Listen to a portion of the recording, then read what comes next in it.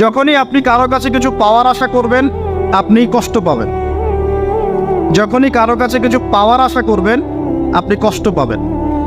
কারো কাছে এত বেশি পাওয়ার আশা করবেন না। কার কাছে পাওয়ার আশা করবেন? আল্লাহর কাছে, যে আমি এই কাজটা করছি, আল্লাহ আমাকে পুরস্কার দিবে ইনশাআল্লাহ। আমি আত্মীয়তার সম্পর্ক বজায় রাখছি কেন? আল্লাহর কাছে রিজিকে বরকতের আশায়, আল্লাহর সন্তুষ্টির জন্য। মনে রাখবেন প্রিয় ভাইয়েরা, আমল কবুল হওয়ার শর্ত মোটামুটি তিনটা। কয়টা? 1 নাম্বার, আমলগুলো হতে হবে আল্লাহর সন্তুষ্টির জন্য। 1। 2 নাম্বার, আমলটা হতে হবে রাসূলুল্লাহ সাল্লাল্লাহু আলাইহি ওয়াসাল্লামের পদ্ধতিতে, অন্য কারো পদ্ধতিতে নয়।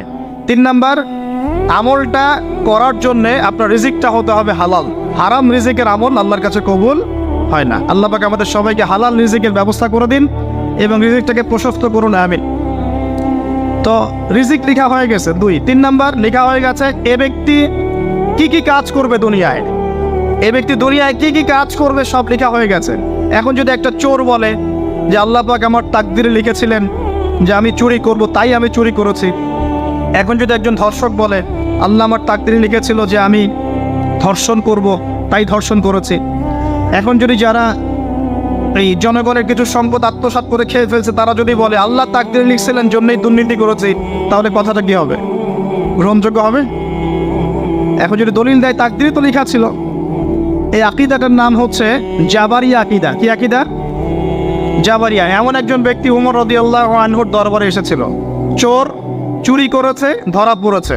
উমর রাদিয়াল্লাহু আনহু বলেছেন হাত কেটে ফেলো। তখন সে বলছে যে আমার হাত তো কাটা যাবে না। কেন? আল্লাহ পাক তাকদিরে লিখেছেন আমি চুরি করব, তাই চুরি করেছি। তো উমর রাদিয়াল্লাহু আনহুর সামনে এই কথাটা বলেছে। আর উমর রাদিয়াল্লাহু আনহু কি বিচক্ষণ মানুষ ছিলেন না বোকাশোকা ছিলেন? বলেন, তার মতো শাসক পাওয়া যাবে? তার মতো আরো একজন শাসক আসবে ইনশাআল্লাহ পৃথিবীতে। তার নাম কি? নবী ঈসা আলাইহিস সালাম, ইনশাআল্লাহ তাআলা। এবং তার আগে আরো একজন ইমাম আসবেন। তার নাম কি? তার নাম হচ্ছে মুহাম্মদ। কি নাম? তার নাম মুহাম্মদ, তার উপাধি হচ্ছে মাহদি। কখন আসবেন? যখন পৃথিবীতে যুদ্ধ বিগ্রহ ছড়িয়ে পড়বে, ব্যাপক আকারে মালহামা চলবে, তখন আসবেন।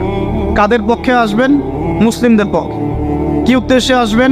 সারা বিশ্বে জুলুম তুলে ফেলার জন্য। এবং আরেকটা কি উদ্দেশ্য? ওই জেরুজালেম উদ্ধার করার জন্য। কোন জেরুজালেম?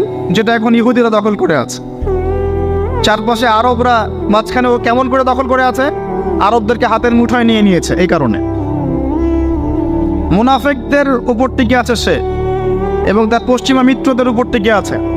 ঈসা আলাইহিস সালাম কেন আসবেন? এই জায়গাটা পুনরুদ্ধার করার জন্য। ঈসা আলাইহিস সালাম